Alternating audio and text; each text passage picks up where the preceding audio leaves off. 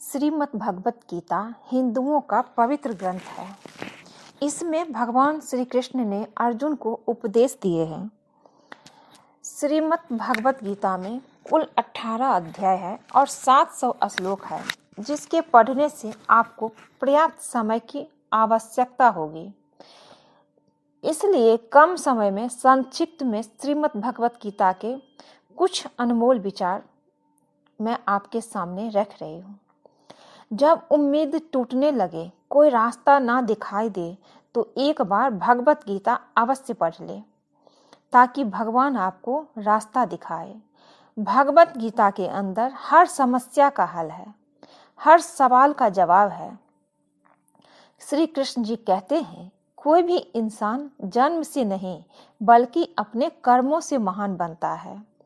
अच्छी नीयत से किया गया काम कभी व्यर्थ नहीं जाता और उसका फल आपको अवश्य मिलता है। बुराई छोटी हो या बड़ी, हमेशा विनाश का कारण बनती है, क्योंकि नाव में छेद छोटा हो या बड़ा, नाव को डुबा ही देता है। जो होने वाला है वो होकर ही रहता है, और जो नहीं होने वाला वो कभी नहीं होगा। ऐसा निश्चय जिनकी बुद्धि में होता है, उन्हें चिंता कभी नहीं सताती है। अच्छे कर्म करने के बावजूद भी लोग केवल आपकी बुराई याद रखेंगे। इसलिए लोग क्या कहते हैं, इस पर ध्यान मत दो, तुम अपना कर्म करते रहो। श्रीमद् भगवत गीता का अनमोल कथन, बुराई बड़ी हो या छोटी, हमेशा विनाश का कारण बनती है। काम, क्रोध तथा लोभ, ये 3 प्रकार के नरक के द्वार आत्मा का नाश करने वाले, अर्थात उसको अधोगति में ले जाने वाले हैं। अतएव इन तीनों को त्याग देना चाहिए। श्रीमद् भगवत गीता के अनमोल कथन ऐसे 3 मार्ग हैं जो आत्मा के पतन की ओर ले जाते हैं। ये काम, क्रोध और लोभ है। इनका त्याग करना ही सर्वोत्तम है। जिस मनुष्य ने अपनी सभी भौतिक इच्छाओं का परित्याग कर दिया है और इंद्रिय तृप्ति की लालसा, स्वाभाविक के भाव और अहंकार से रहित हो गया है, वो पूर्ण शांति प्राप्त कर सकता है। ऐसे 3 मार्ग हैं जो आत्मा के पतन की ओर ले जाते हैं। ये काम, क्रोध और लोभ है। इनका त्याग करना ही सर्वोत्तम है। अभ्यास से हर चीज को नियंत्रित किया जाता है। सच्चा धर्म यह है कि जिन बातों को इंसान अपने लिए अच्छा नहीं समझता, उन्हें दूसरों के लिए भी इस्तेमाल ना करे। ज्यादा खुश होने पर और ज्यादा दुखी होने पर निर्णय नहीं लेना चाहिए, क्योंकि यह दोनों परिस्थितियां आपको सही निर्णय नहीं लेने देती है। कोई भी इंसान अपने विश्वास से बनता है। वो जैसा विश्वास करता है, उसी के अनुसार बन जाता है। जब हमारा मन कमजोर होता है, तब परिस्थितियां समस्या बन जाती है, और जब हमारा मन कठोर होता है, तब परिस्थितियां चुनौती बन जाती है। जब हमारा मन मजबूत होता है, तब परिस्थितियां अवसर बन जाती है। लगातार कोशिश करने से अशांत मन को भी बस में किया जा सकता है। जिस तरह आग सोने को परखती है, उसी तरह मुसीबत एक बहादुर इंसान को। जो मनुष्य फल की इच्छा का त्याग करके केवल कर्म पर ध्यान देता है, वो अवश्य ही जीवन में सफल होता है। परिवर्तन संसार का नियम है। इसके साथ संसार में हर चीज परिवर्तन के नियम का पालन करती है। इंसान हमेशा अपने भाग्य को कोसता है, यह जानते हुए भी कि भाग्य से ऊंचा उसका कर्म है, जो उसके स्वयं के हाथों में है। जब जब धरती पर धर्म का पतन और अधर्म में वृद्धि होती है, तब उस समय श्री कृष्ण जी पृथ्वी पर अवतार लेते हैं। ऐसा श्री कृष्ण कहते हैं कि जब जब धरती पर धर्म और पतन और अधर्म में वृद्धि होती है, तब उस समय मैं पृथ्वी पर अवतार लेता हूँ। तेरा कर्म करने में ही अधिकार है, उनके फलों में कभी नहीं। इसलिए तू कर्मों के फल का हेतु मत हो तथा तेरी कर्म न करने में भी आसक्ति न हो, ऐसा श्री कृष्ण कह रहे हैं।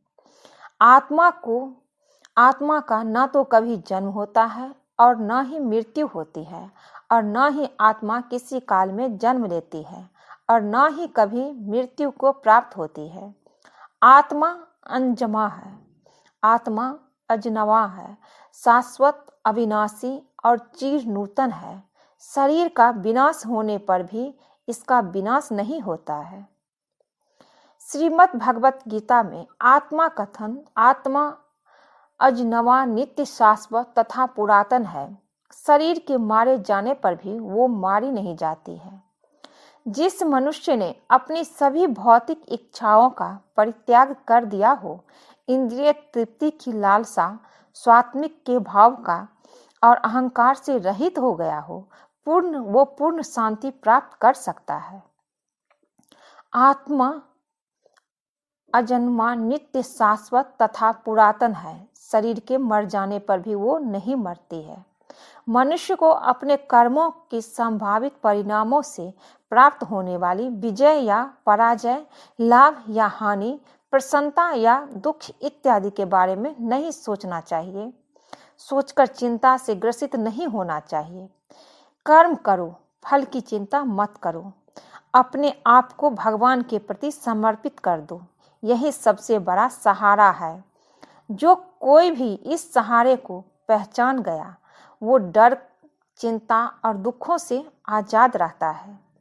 जब जब धरती पर धर्म का पतन और अधर्म में वृद्धि होती है, तब उस समय मैं पृथ्वी पर अवतार लेता हूँ, ऐसा श्री कृष्ण जी गीता में कह रहे हैं।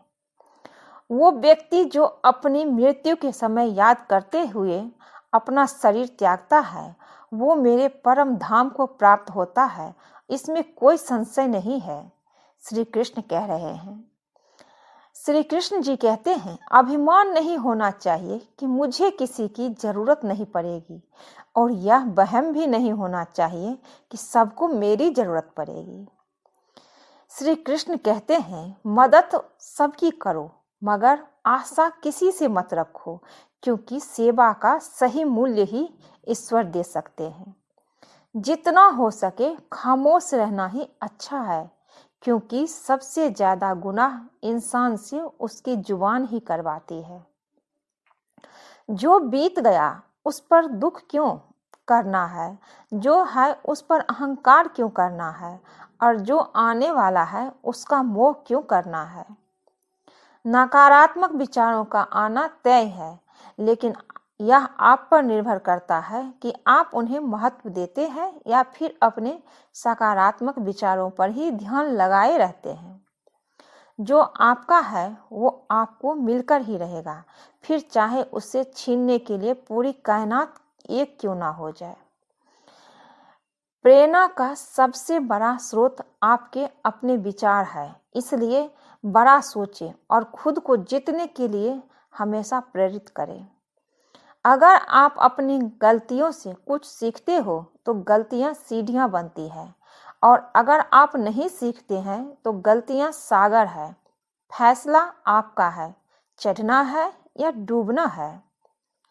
इस दुनिया में कोई भी पूरी तरह से सही नहीं है, इसलिए लोगों की अच्छाइयों को देखकर उसके साथ रिश्ते बनाए। मानव कल्याण ही भगवत गीता का प्रमुख उद्देश्य है, इसलिए मनुष्य को अपने कर्तव्यों का पालन करते समय मानव कल्याण को प्राथमिकता देनी चाहिए। जन्म लेने वालों की मृत्यु निश्चित है और मरने वालों का जन्म निश्चित है, इसलिए जो अटल है, अप्रियाय है, उसके विषय में तुमको शोक नहीं करना चाहिए। आज के लिए बस इतना ही दोस्तों। अगर ये वीडियो आप लोगों को अच्छा लगा हो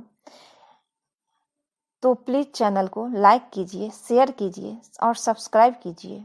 मिलती हूँ एक नई वीडियो में।